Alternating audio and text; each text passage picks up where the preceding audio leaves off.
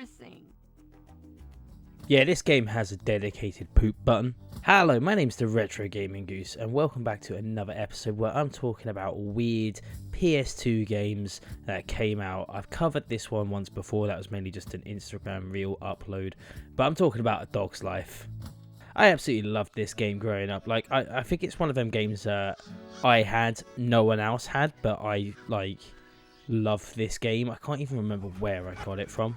Dog's Life was released in 2003 by Frontier Developments, which are the same people that built Elite Dangerous and Planet Zoo, but before they were building galaxies and space combat, managing massive zoo tycoon parks, they had this, Dog's Life. It's amazing. It's a dog simulator game.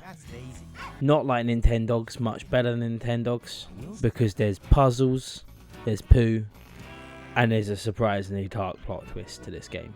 So, while there's the cinematic playing in the background, I've just got some hard capture footage from this game. I'll just go over the plot. So it starts off in American countryside. I think the place is called Clarksville or Smallville, something like that. You play as this foxhound called Jake, who has a crush on a golden retriever called Daisy.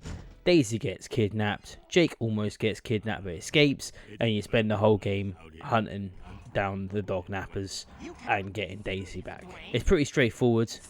There's a Doberman, probably the reason why I'm scared of Dobermans in real life, called Killer. It's about as dumb as it sounds, but it's great. When I think about this, I also think that these particular characters were I feel 2003 Emperor's New Groove had just come out and everyone needed the Crunk character, and I feel like that's what they did with this. These just Crunk and Yzma, these characters, but men. I don't know how to explain it really. Obviously Crunk is a man. But the actual gameplay of this game, the gameplay is a mix of open world exploration and dog-based mini-games. You complete challenges, you collect bones, there's loads of collectibles in each area. It is a little bit of a collectathon. But the more things you collect, the more things you unlock, the new towns you go to, you progress through the story. It's a bit like Banjo-Kazooie. In fact, now that I think about it, it's a lot like Banjo-Kazooie. It's exactly like Banjo-Kazooie, but you're a dog.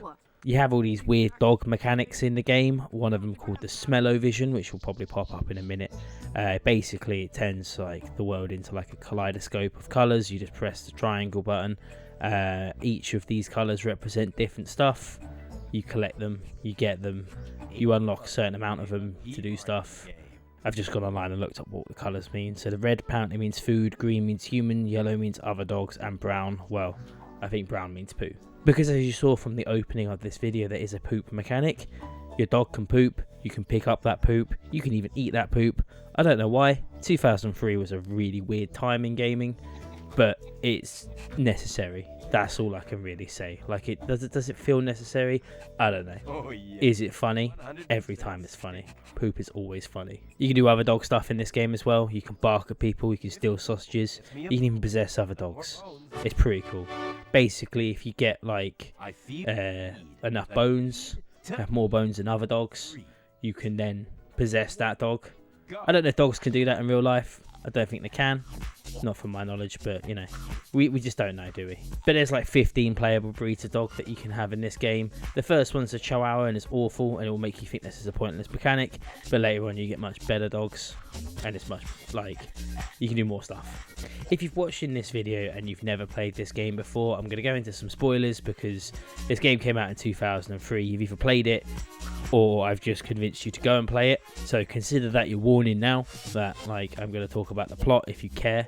If not, just keep listening, I guess. So when you're playing this happy-go-lucky dog game with silly antics, it hits you with a super dark twist. It turns out that Daisy was kidnapped by a shady pet food company who are turning dogs into dog food.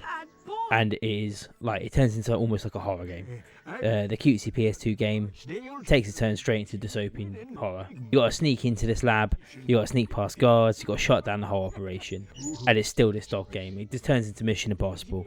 That's the part of the game that I found really hard. It's almost like they had two different games and they thought, let's just blend it into one. Dog's Life didn't get much love when it first dropped, or when it came out in 2003. I keep saying that. I don't know why it's so important for me to keep referring it's 2003 that this game came out. It looks kind of janky, and critics didn't know what to think about it at the time. It didn't really get great reviews. It's kind of like mediocre in reviews, but it has gained a little bit of a cult following. Everyone that I know that played this game absolutely loves this game, but it's not considered a good game in it, really, to be honest. Just look at it. It's not amazing, but it is. But it does, one thing I will say, fully commit to letting you be a dog. Bear in mind that it's probably like a dog that you'd probably find in the Cats and Dogs universe or Homeward Bound. So let me know in the comments, did you ever play Dog's Life? Is this one of these games that you've never heard of? You have heard of it? Is it the first time hearing about it? Are you going to go play this game? I don't think I need to really convince anyone. You've either already made up your mind. You can probably emulate this game. It didn't cost me too much to pick back up. About £15. I had this when I was younger. I snapped the disc because I was an idiot, and I rebought it for about 15 quid. If you have enjoyed this video, please remember to like the video, subscribe to the channel, because I'm going to be doing plenty more PlayStation 2 games that I just don't think got enough love, or not enough people talk about it, or just like really like legendary PS2 games of my childhood that no one else cares about. My name's been the Retro Gaming Goose. Thank you so much for watching, and I'll see you in the next video. Hey Jake, I've been expecting you. Gramps is